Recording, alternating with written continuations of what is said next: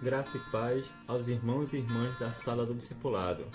Que Deus abençoe a vida de cada um de vocês e que a cada dia, meus irmãos, nós possamos crescer na graça e no conhecimento do nosso Senhor e Salvador Jesus Cristo. Chegamos hoje à lição de número 13, que tem como título O Conhecimento de Deus. E essa lição, na verdade, é uma continuação da lição anterior, que tinha como título Quem é Deus? Então, na lição passada, nós aprendemos quem é Deus e algumas características da sua personalidade que ele revela através da sua palavra. Então, primeiramente, a gente aprendeu, que Deus é... Aprendemos um pouco sobre o nome de Deus, o que significa Deus, e Deus é aquele que subsiste em si mesmo, Então Deus ele não tem um início, Deus ele não tem um fim, ele não precisa de nada para existir, ele simplesmente existe, subsiste em si mesmo. Aprendemos também que Deus é espírito, Então ele não é de carne, ele é de osso, ele não é de matéria, Mas ele não é um espírito, ele é espírito, Então todos os outros espíritos subsistem através do nosso Deus. Aprendemos também que Deus é luz, Então nele não há trevas e ele ilumina toda a sua criação, através do seu poder. E aprendemos que Deus é amor e a mais clara expressão do amor de Deus é revelado em Jesus Cristo, através do seu sacrifício na cruz. Aprendemos também que Deus é único, Então não existe nenhum outro Deus. Ele é único e é o verdadeiro Deus. E Deus é uma pessoa.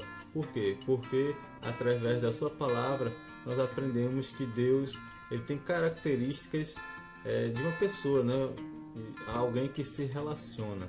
Então nós podemos nos relacionar com Deus através do conhecimento que nós temos da sua palavra, através da pessoa do nosso Senhor e Salvador Jesus Cristo. Então, meus irmãos, essa etapa da revista em que nós estamos agora, ela tem como objetivo estudar doutrinas básicas da fé cristã. Então, essas doutrinas são de muita importância porque elas vão fundamentar aquilo que a gente acredita, aquilo que a gente vive, aquilo que a gente confessa, Então nós temos que nos dedicar a estudar essas coisas, esses assuntos que são primordiais para dar sustentação à nossa fé. E iniciando aqui a lição, como eu falei, que é o conhecimento de Deus. Então nessa lição nós vamos aprender mais algumas características da palavra de Deus que é revelada da pessoa de Deus, que é revelada através da sua palavra, Então nós não vamos abordar todas as características de Deus, mas aqui nos pontos da lição, mas se você ler os textos que a revista indica para a leitura diária, então você vai ter ainda mais características de Deus reveladas na sua palavra. Então, na segunda-feira tem Romanos, que fala que Deus é sábio. Terça-feira em Coríntios, 1 Coríntios, Deus é gracioso. Na quarta, 1 de Pedro, Deus é fiel, Deus é misericordioso, Deus é majestoso, Deus é soberano, Deus é bondoso. Então, Deus ele tem muitas características, Então é necessário que a gente aprenda cada uma delas para que a gente possa se aproximar mais do nosso Deus.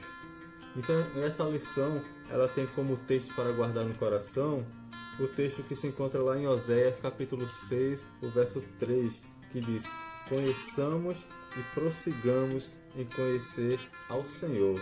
Então observe que o verso começa com dois verbos que estão no imperativo, A gente já viu isso aí, o imperativo que significa uma ordem. Ele está dizendo para a gente conhecer e prosseguir. Por quê? Não adianta apenas a gente conhecer e ficar estacionado. Nós temos que prosseguir, continuar conhecendo mais de Deus, Porque Deus ele é tão grande, ele é infinito, Então, o tempo todo da nossa vida que a gente viver aqui na Terra não será suficiente para conhecer a totalidade de quem é Deus. né? Mas é uma vontade dele que os seus servos ele busquem a cada dia mais comunhão e conhecimento, né, com ele. Então você observa que o mundo aí afora, o mundo secularizado, o mundo pós-moderno, ele não se interessa em conhecer a Deus, né? Ele renega a Deus, ele diz que Deus não existe e que Deus morreu. Mas a gente não, a gente crê que Deus ele está vivo. Então, por isso é necessário que a gente busque conhecê-lo. E como é que faz para conhecer mais a Deus, né? Tem o verso de Jeremias 29:13 que diz: buscar-me-eis e me achareis quando me buscardes de todo o nosso coração, né? Então Deus faz essa promessa para a gente, que se a gente buscar com todo o nosso coração, com a nossa força, toda a nossa força, com toda a nossa vontade, né? Então nós iremos encontrá-lo. Encontrá-lo aonde? Através da sua palavra, através do conhecimento do nosso Senhor Jesus Cristo. Então, o Pense e Responda aqui, ele faz algumas perguntas para a gente. É preciso conhecer melhor a Deus? Será realmente necessário? Não basta já o que já sei? Então que os irmãos reflitam sobre essas questões e cheguem a uma conclusão. Será que eu já conheço tudo sobre Deus? Será que é necessário conhecer mais de Deus ou não? Então, meus irmãos, chegamos à conclusão que é de extrema importância que a gente conheça mais de Deus, que a gente busque cada dia mais conhecimento sobre a pessoa que Ele é, que a gente busque mais relacionamento com Ele, né? E tem um verso aqui de Jeremias capítulo 9, verso 24 que diz: o que se gloriar, glorie-se nisso, em me conhecer e saber que eu sou o Senhor. Então na nossa vida não existe nada mais valioso do que isso, nada que nós podemos nos orgulhar mais do que saber que Deus é o Senhor. E se Ele é Senhor da nossa vida, não é por mérito nosso, não é porque a gente é bom, mas porque Ele derramou a sua misericórdia na nossa vida e nos trouxe para ser servos seus, pela sua vontade. Então aqui na introdução da revista, o autor ele traz uma citação de um pregador batista, que ele é muito famoso, chamado Charles Spurgeon, né? Eu quero ler aqui com vocês a citação que ele traz, que é muito bonita, né? Que diz assim: nada é melhor para o desenvolvimento da mente do que a contemplação de Deus. Trata-se de um assunto tão vasto que todos os nossos pensamentos se perdem na sua imensidão, tão profundo que o nosso orgulho desaparece em sua infinitude. Aquele que pensa com frequência em Deus terá a mente mais aberta do que alguém que apenas caminha penosamente por este estreito globo. O melhor estudo para expandir a alma é a ciência de Cristo, este crucificado, né? Então, quantas verdades nessa citação aqui, né? Então, quanto mais nós conhecemos de Deus, mais nós percebemos que nós não somos nada e devemos nos humilhar perante a grandiosidade de Deus, né? Então, e quanto mais nós conhecemos a Deus, mais a nossa mente ela se expande, mais ela se enche de sabedoria, que aliás é uma das características de Deus, né? Que Ele tem toda a sabedoria. Então, quando nós nos dedicamos a aprender mais dele, nós adquirimos a nossa sabedoria para a nossa vida, diferentemente das pessoas do mundo que renegam a Deus, né? Então elas podem ter muito conhecimento científico, né? Conhecimento de diversas áreas, mas ainda assim o seu conhecimento ele é pequeno, ele é vão, ele é passageiro, porque ele está restrito apenas às coisas daqui da terra. Mas nós que buscamos o conhecimento de Deus, nós temos a esperança, né? Que a nossa vida ela não termina aqui, pelo contrário, aqui é simplesmente o começo de uma eternidade que nós passaremos com Cristo. A primeira característica de Deus que nós vamos aprender hoje é sobre a sua sabedoria. Em Jó capítulo 12, verso 13 diz: com Deus está a sabedoria e a força. Também em Jó capítulo 9, verso 4 diz: ele é sábio de coração e grande em poder. Então na Bíblia, sabedoria está quase sempre relacionada também com o poder. esses dois conceitos andam juntos. Por quê? Porque a sabedoria de Deus está relacionada em que Deus, para realizar os seus planos, né? Então ele traça, ele determina o que deve acontecer e através do seu poder ele de fato faz com que aconteça, né? Então em Deus está toda a plenitude da sabedoria. É Ele que fornece a sabedoria, como dizem em Provérbios capítulo 2, o verso 6. Porque o Senhor dá a sabedoria, e da sua boca vem a inteligência e o entendimento. Então, até para as pessoas que não conhecem a Deus, que manifestam algum tipo de sabedoria e de inteligência, isso não vem delas próprias, mas é dada por Deus. E aqui na lição, ele dá a definição, o que de fato é a sabedoria de Deus. Aí ele diz, sabedoria divina é o atributo de Deus pelo qual ele sempre produz os melhores resultados possíveis com os melhores meios possíveis. A sabedoria, entre outras coisas, é a capacidade de planejar os fins perfeitos e atingir esses fins pelo meio mais perfeito. Então, para cumprir a sua vontade, né? Então Deus ele traça como deve ser feito, né? E de fato ele faz que seja feito através do seu poder. E é sempre bom e é sempre perfeito. Então, nós podemos confiar em Deus para conduzir a nossa vida, porque os seus planos sempre são perfeitos e quando Ele planeja, Ele tem poder para realizar. Às vezes nós podemos passar pelo deserto assim como Moisés passou. Então Deus conduziu a vida de Moisés e do povo de Deus pelo deserto. Ele passou por situações difíceis, mas no final de todas aquelas coisas ali, Deus levou ao seu povo para a terra prometida, né? Então Deus conduziu toda aquela situação ali para no final cumprir a sua promessa, e ele cumpriu, né? E ele fez tudo isso com a sua grande sabedoria. Então assim também é a nossa vida, meus irmãos. Nós podemos passar por diversas situações que no momento a gente não entenda, mas Deus está agindo por trás dessas coisas, nos conduzindo para que a gente um dia possamos alcançar a terra prometida, alcançar a promessa feita por Ele mesmo. Então, a melhor pessoa para que nós possamos depositar confiança não é em nós mesmos, não são em outras pessoas, mas é no próprio Deus, porque dele vem toda a sabedoria. A segunda característica de Deus que nós vamos aprender agora é a graça de Deus. E essa é uma das características mais importantes da fé cristã e é o que diferencia a nossa fé de todas as outras crenças do mundo, né?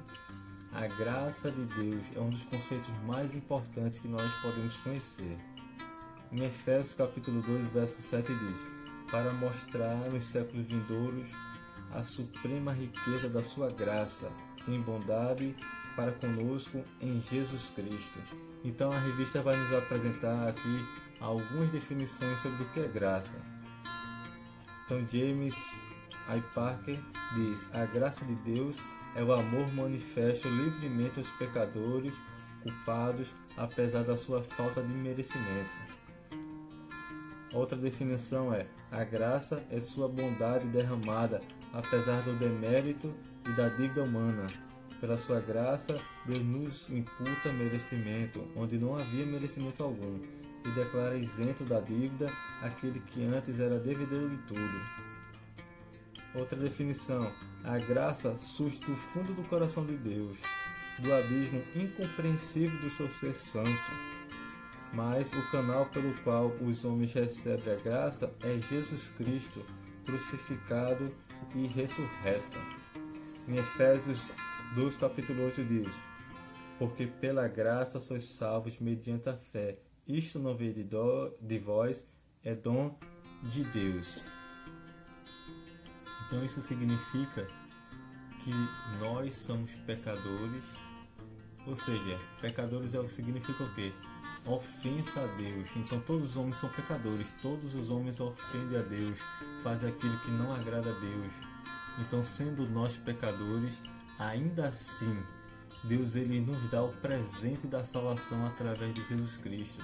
Deus ele dá o seu Filho para vir a este mundo, para padecer de todos os males possíveis, de toda humilhação, para morrer naquela cruz do Calvário, para pagar uma dívida que era nossa. A dívida era nossa, sendo que nós, o ser humano, não tem capacidade nenhuma de pagá-la. Então Deus, pelo seu muito amor com que nos amou, né, ele providenciou a Cristo para pagar essa dívida para nós. E através dessa remissão do pecado, nós podemos ter a vida eterna. Então, pela graça sois salvos. Então nós somos salvos única e exclusivamente pela graça de Deus, pela sua vontade soberana, pelo seu amor, né? E o meio pelo qual Deus nos salva, através da sua graça, é pela fé. Então Deus planta a semente da fé no nosso coração, essa semente germina e nós confiamos que aquele sacrifício de Cristo ele é eficaz para perdoar os nossos pecados. Então tudo isso não vem da gente, tudo isso é um dom de Deus, é um presente de Deus que a gente recebe na nossa vida, né?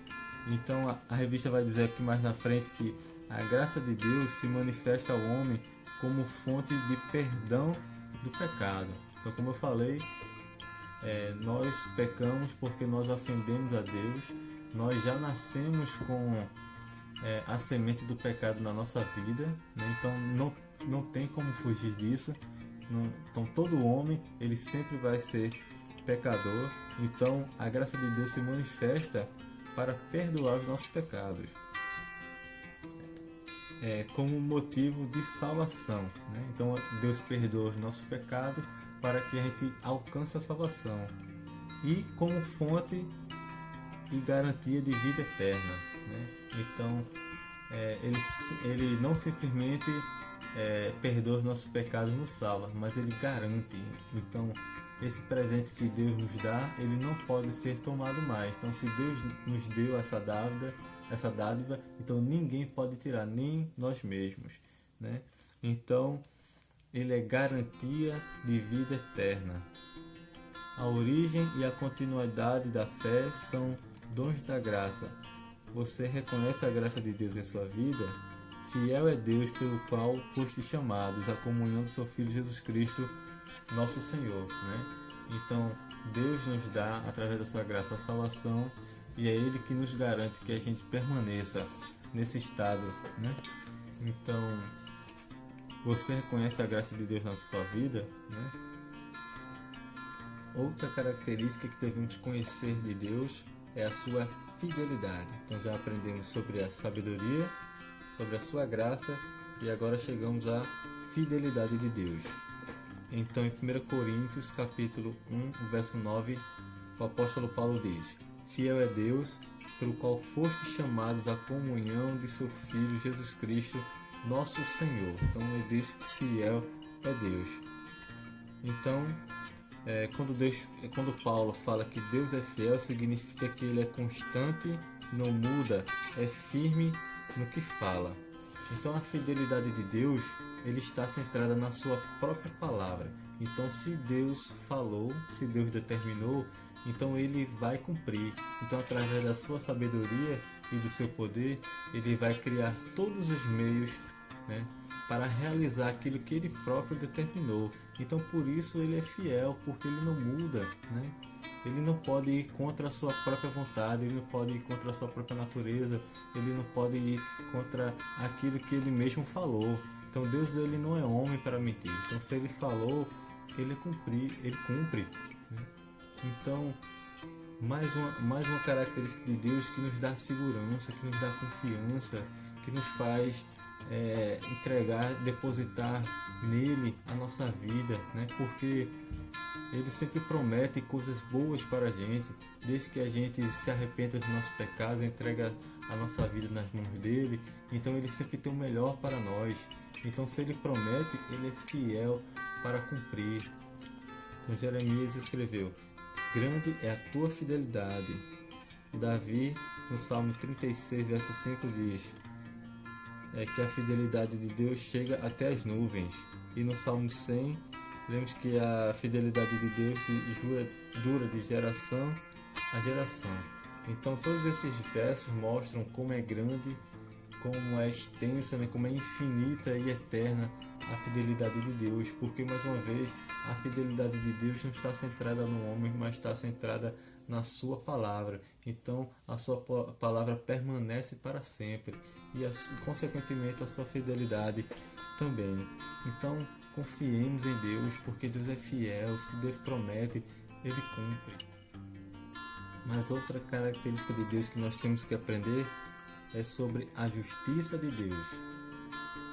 E essa é uma característica que as pessoas não gostam muito de aprender sobre ela. Muitas simplesmente fecham os olhos diante disso, né? Porque querem falar simplesmente que Deus é amor e renegam que Deus também é justiça, que Deus é juiz. No Salmo 75, no verso 7 diz: Deus é o juiz, a um abate e a outro exalta. Então a própria Bíblia diz que Deus é juiz. E sendo juiz, Ele é aquele que vai dar a sentença, né? Tanto uma sentença favorável quanto uma sentença contrária. E é isso que as pessoas não gostam de ouvir, algo que seja contrário, né? Então as pessoas só querem ouvir aquilo que é bom, aquilo que é agradável. Então você percebe que aí fora as pessoas montam nas suas cabeças um Deus bonzinho, um Deus que só é amor. Não, Deus é amor, mas também, como nós aprendemos aqui a lição, e veja como é importante as lições da escola bíblica dominical, que nós vamos fundamentar a nossa fé e vamos distinguir os ensinamentos do mundo com os ensinamentos da palavra de Deus. O mundo aí fala que Deus é amor, e simplesmente isso. Mas na palavra de Deus nós aprendemos que Deus é amor sim, que Deus entregou seu Filho para morrer por nós. Isso é uma extrema expressão do seu amor. Mas também a Bíblia fala que Deus é juiz, né? Deus é juiz, a um abate e a outro exalta. Então, como juiz, Deus ele vai dar a sua pena, tanto para a liberdade quanto para a condenação, né? Então, para aqueles que não ouviram o seu chamado, para aqueles que não tiveram a sua vida entregue a Cristo, né? Então ele vai sofrer a condenação de Deus. Então Deus ele vai determinar, né, o seu juízo sobre a vida dessa pessoa, né? Então, diante do juízo de Deus, nós simplesmente abaixamos a sua cabeça. E nós podemos perceber isso em várias situações na Bíblia. A primeira dela no Jardim do Éden, Adão e Eva. Então Deus deu a ordem para Adão e Eva: não coma dessa fruta, né, que está no meio do jardim, a árvore do conhecimento do bem e do mal. Eles desobedeceram, eles pecaram. Então Deus, como juiz, ele determinou a sentença. Então o homem tinha que trabalhar, né, de forma exaustiva, a mulher ia sentir as dores de parto, né, e a serpente ia se rastejar, e eles foram expulsos de dentro do jardim. Então veja quantas sentenças foram determinadas na vida de Adão e Eva, também da serpente, né? Então eles sofreram as consequências do seu pecado por determinação da palavra de Deus, né? Então Deus é aquele que ama, mas é aquele também que determina, que julga, porque ele é o juiz. O apóstolo Paulo, escrevendo em Romanos capítulo 11, verso 22, diz: Considerai, pois, a bondade e a severidade de Deus.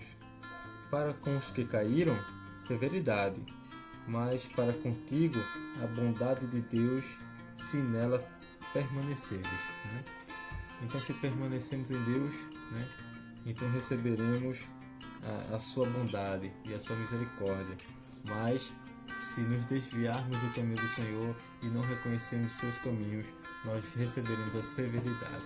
Então Deus é juiz, mas ele é um justo juiz, porque ele julga de acordo com a sua sabedoria, de acordo com a sua vontade, de acordo com a sua palavra. Então, como nós já aprendemos antes, Deus ele não mente, Deus ele não tem variação, Deus ele é fiel, ele permanece da forma como ele é. ele não tem variação na sua pessoa. Então nunca esqueçamos isso, meu irmão. Quando você vê aí fora discursos apenas exaltando o amor de Deus, nunca esqueça que Deus é amor, sim, mas também Deus é justo. Então, para aqueles que pecarem, eles vão receber a justa condenação dos seus pecados.